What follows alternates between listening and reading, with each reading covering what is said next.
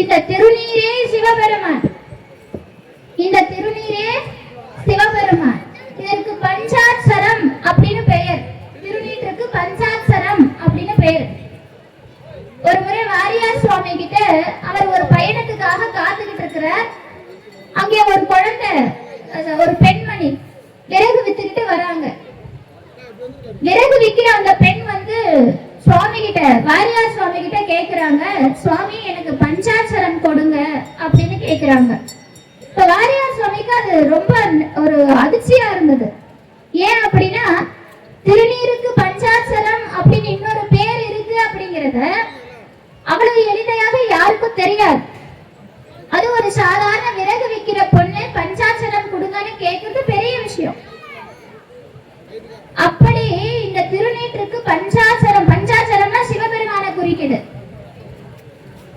அவருடைய ரூபமாகவே திருநீரை பார்க்கணும். இந்த திருநீர் எப்படிப்பட்டது அப்படின்னா, சிவாலயத்துக்கு வரும்போதே திருநீர் வச்சுக்கிட்டு தான் வரணும். அங்கதான் கோவில தான் கொடுப்பாங்களே, நம்ம வாங்கி வச்சுக்கலாம் அப்படிங்கறதெல்லாம் கிடையாது. இங்க வரும்போதே திருநீரோட தான், நெத்தி நிறைய திருநீர் இருந்தாதான் சிவாலயத்துல பூதகணங்கள் இருப்பாங்க, கணங்கள் இருப்பாங்க. அந்த கணங்கள் எந்த நெத்தியில திருநீர் இல்லையோ அந்த உருவத்தை பார்க்க மாட்டாங்களாம், கண்ணை மூடிப்பாங்களாம். வெறும் முண்டம் தான் வருதுன்னு சொல்லுவாங்களாம். அப்போ கணங்களே நம்மள பார்க்கல அப்படின்னா நந்தி தேவர் நம்மள பாப்பாரா? நந்தியுடைய பெர்மிஷன் இல்லைன்னா நாம எப்படி சிவபெருமான் கிட்ட போறது? அப்ப திருநீரை நெத்தி நிறைய இட்டுக்கணும். அப்படி இடுறதால என்ன பலன் இருக்கு? இந்த எந்த சமயத்திலுமே திலகத்திற்குன்னு தனி பதிகம் வைக்கல. ஆனா நம்முடைய ஞான சம்பந்தர் மட்டும்தான் திருநீற்றுக்காகவே பதிகம் பாடினார். அந்த திருநீற்று பதிகத்தை பாடி பாண்டிய மன்னனான கூன் பாண்டியனுடைய வெப்ப நோயை தவிர்த்தார். நோய் தீர்த்த பதிகம் அது. யாரெல்லாம் திருநீரை நெத்தியில வைக்கிறீங்களோ அவங்களுக்கு எப்பேற்பட்ட பிணியும் விலகும். பிணி அப்படிங்கிறது உடலால் ஏற்படுகின்ற நோய் மட்டும் கிடையாது, நம்முடைய மனதில் ஏற்படுகின்ற நோய், கவலை. எத்தனையோ கவலைகள் நமக்கு உண்டு. கவலை இல்லாத மனுஷன் இந்த உலகத்துல கிடையவே கிடையாது. எல்லாருக்கும் கவலை இருக்கு. படிச்சவனுக்கு கவலை இருக்கு, படிக்காதவனுக்கு கவலை இருக்கு, திருமணம் ஆனவனுக்கு கவலை இருக்கு, ஆகாதவனுக்கு கவலை இருக்கு. சொல்ல போனா ஆனவனை விட ஆகாதவனுக்கு ரொம்ப கவலை இருக்கு. நான் அங்க போனா இங்க ரொம்ப கஷ்டம்.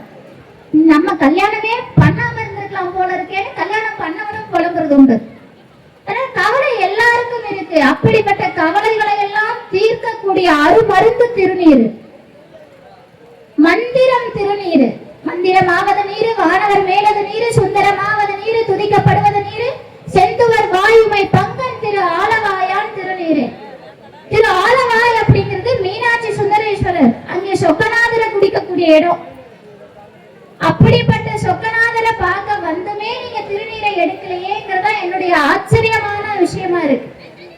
திருநீரை பூசிதான் கோயிலுக்கே வரணும்.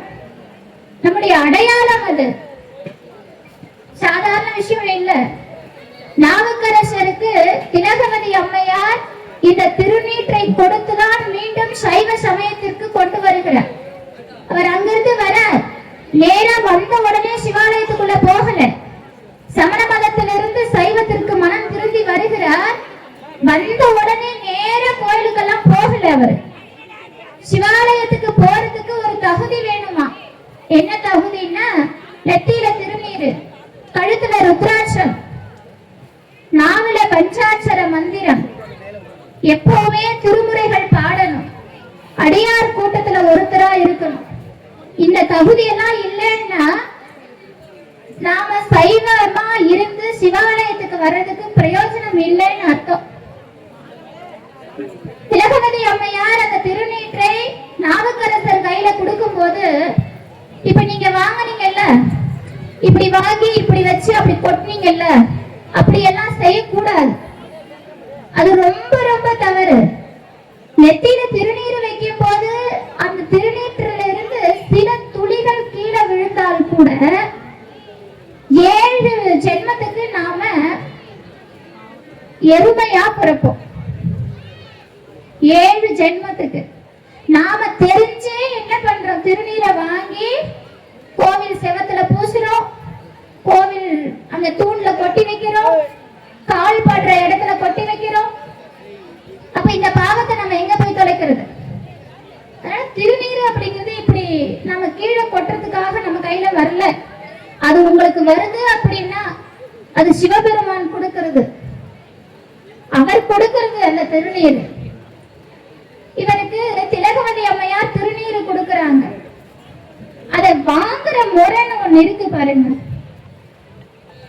சுவாமி எப்படி வாங்கினாராம் தெரியுங்களா? திருநாவுக்கரசர் அந்த திருநீரை பெருவாழ்வு வந்ததென பெற்றாராம்.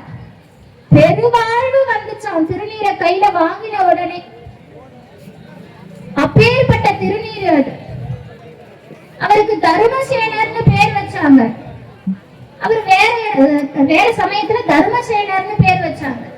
எப்பவுமே நம்ம ஆளுங்களுக்கு ஒரு மதத்துல இருந்து இன்னொரு மதத்துக்கு போனா விஷயம் பேரை மாத்திருவான், நம்ம அடையாளத்தை மாத்திருவோம், நம்முடைய கலாச்சாரத்தை மாத்திருவோம்.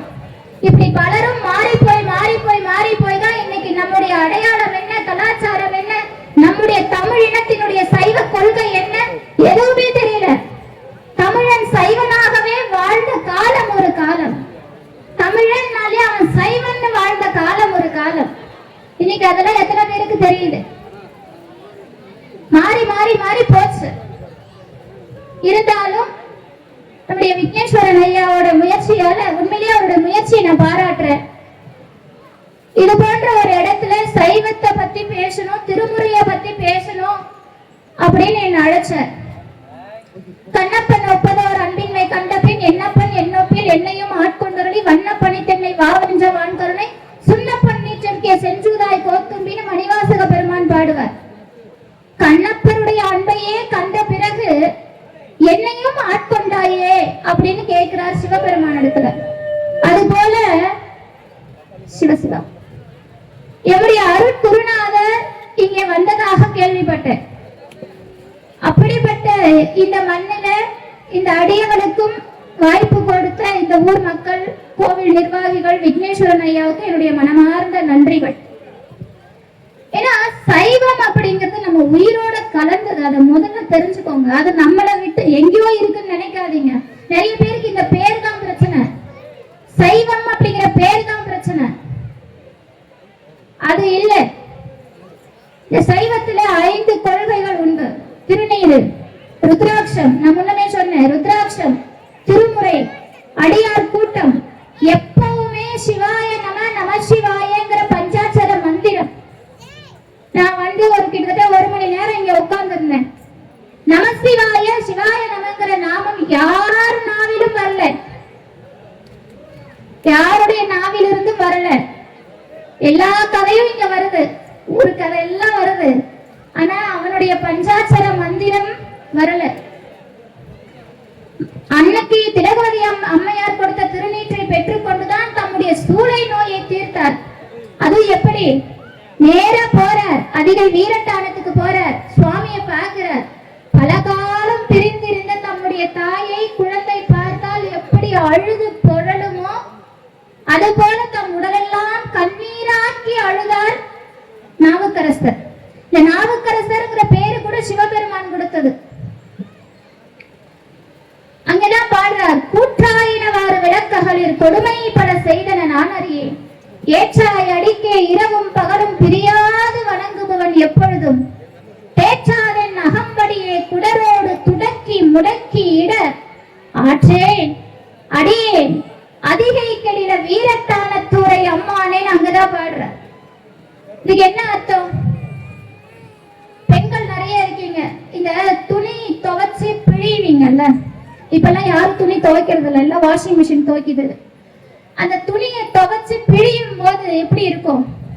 அப்படி இருக்கு என்னுடைய வயிற்று வலின்னு பாடுறார். குடரோடு துடக்கி முடக்கி இட ஆற்றேன், அந்த வலியை தீர்த்து வையேன் அடியேன் அதிகை கெடில வீரட்டான தூரை அம்மானே. சூளை நோய் என்னும் பெரும் நோயை பதிகம் பாடி தீர்த்து கொண்டார் நாவுக்கரசர். நம்முடைய தேவாரத்தினால், நம்முடைய திருமுறைகளால் ஆகார கிடையவே கிடையாது. எப்பேற்பட்ட விஷயத்தில் சாதிக்கக்கூடியது திருமுறைகள்.